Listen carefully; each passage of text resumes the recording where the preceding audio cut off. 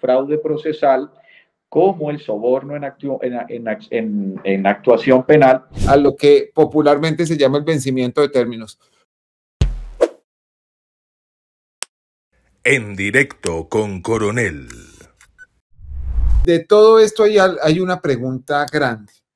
Uno hace las cuentas a partir del momento de la imputación al señor expresidente Álvaro Uribe y me surge una preocupación.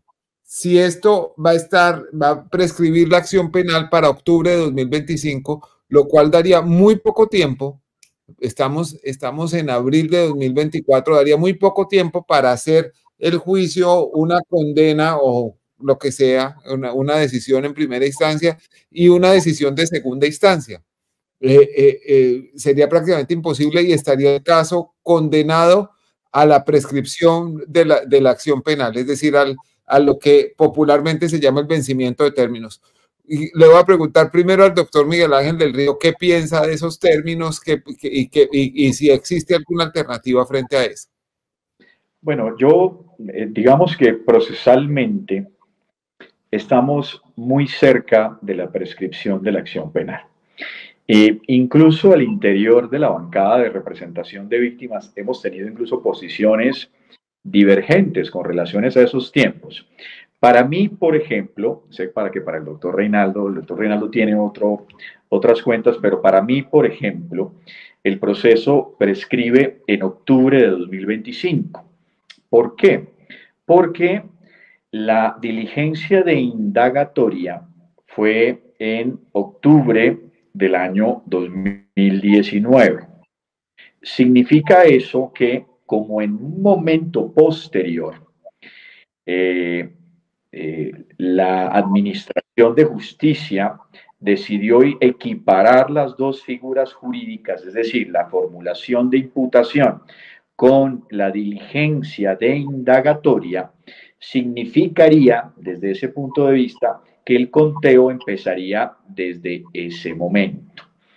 A partir del momento, entonces, se contaría la mitad del término de la pena establecida. Para este caso, tanto el fraude procesal como el soborno en actuación penal tienen 12 años, que la mitad serían 6 años que se contarían a partir de esa fecha.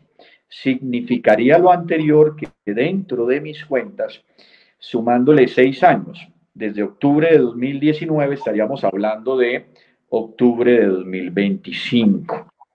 Ahora bien, ya escucharán ustedes al doctor Reinaldo con otro conteo absolutamente válido, eso lo decidirá finalmente la Administración de Justicia. La única realidad es que estamos muy cerca. Un año o dos en materia de procedimiento penal es un término muy corto.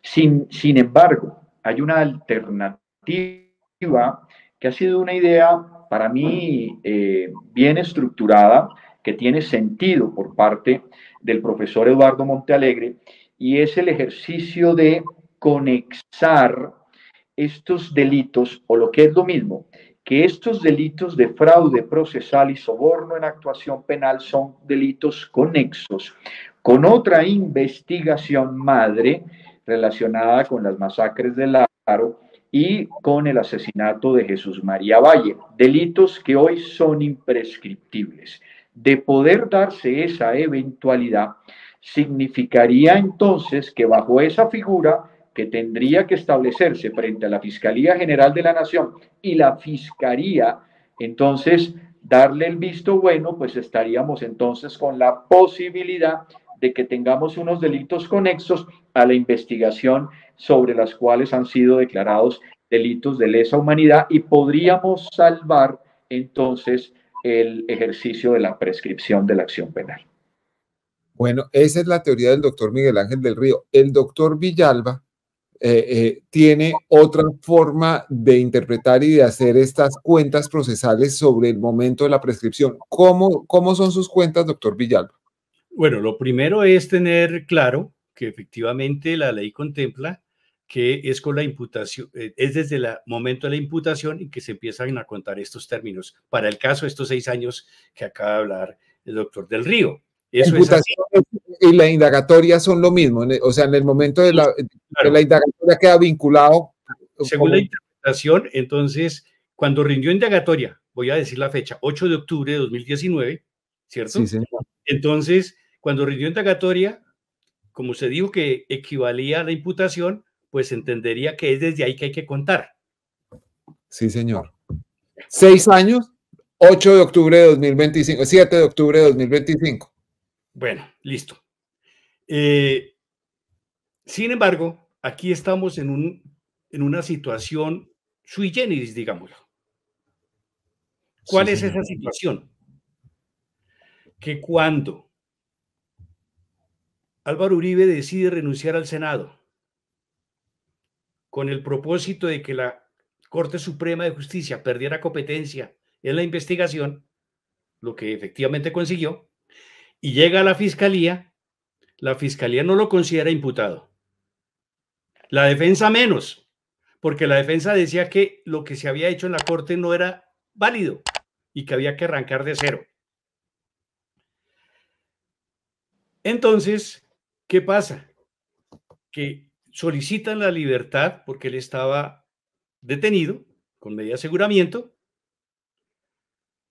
El juez de primera instancia concede la libertad, se va a apelación porque nosotros no estamos de acuerdo, pero además en esa apelación nosotros decimos que no puede ser que lo actuado en la Corte Suprema de Justicia pierda validez. En ese sentido, el juez cuarto penal de circuito de conocimiento decidió que efectivamente equivalían, como estaba diciendo el doctor Del Río, eran equiparables la imputación y la indagatoria. Y por eso se contarían los términos desde el momento en que rindió la indagatoria. Pero sucede que, repito, la fiscalía no lo tomó como imputado, menos la defensa que quería borrar de tajo lo actuado por la Corte Suprema de Justicia. Pero además de eso, es desde ese momento que comienzan a contarle los 120 días a Jaimes, que fue el primer fiscal que recibió el caso, para realizar la investigación.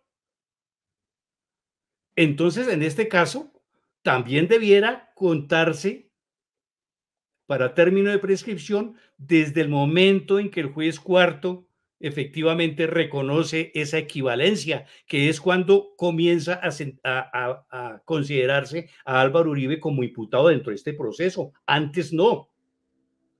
Y si además de eso, perdóname, termino, y si además de eso le dan el término a la fiscalía, pues ese mismo conteo debiera empezar para el término prescriptivo. Yo creo que es un caso absolutamente para este proceso por las circunstancias jurídicas en que se produjo. Doctor Villalba, ¿y cuál fecha es esa en la que el juez reconoce? Noviembre de 2020. O sea que estaríamos hablando del 6 de noviembre de 2025. Es un año más, pero es cierto, como dice el doctor Del Río, que cuando se echa mano de la experiencia y cuánto es que demora un proceso, pues realmente amenaza la prescripción. Y las víctimas lo venimos advirtiendo desde hace tiempo, desde hace años, diría yo. Ojo que aquí con estas solicitudes de prescripción sin fundamento jurídico, que son temerarias, lo que se está también trabajando es la prescripción del proceso. Entonces, aquí estamos frente a una amenaza y a mí se me viene ocurriendo desde esta tarde que una de las maneras que debiera afrontar la Administración de Justicia para procurar que la prescripción no sea la que saque a una persona del proceso, sino que haya una decisión final del juez, la que sea. Entonces, yo digo, ¿por qué el Consejo de la Superior de la Judicatura no libera de toda la carga laboral al juez? Porque eso le permitiría ser más juicioso durante el poco tiempo que queda. Si no, cada vez que se aplaza una audiencia por cualquier circunstancia, por razones de salud, no llegaron los testigos, etcétera, etcétera, lo sabe el doctor Del Río, son 2, 3 meses y a veces hasta más para volver a programar diligencias. ¿Por qué? Porque la carga laboral de los jueces los tiene desbordados. Sí, y porque algunos también se parapetan detrás de la carga laboral para no decidir nunca. Estamos... Porque tampoco tiene sentido que dure una sentencia 3 años, o sea, una decisión de sentencia 3 años para proferirla, como en el caso de Santiago Uribe. Claro. Así es. Fíjese que he podido investigar, Daniel y doctor Reinaldo, con relación a esta juez de la cual le cayó el expediente. Es la juez 44 penal del circuito. La juez 44, que es una juez muy rigurosa. En principio es una juez que trabaja muy rápido y su carga procesal no es muy alta.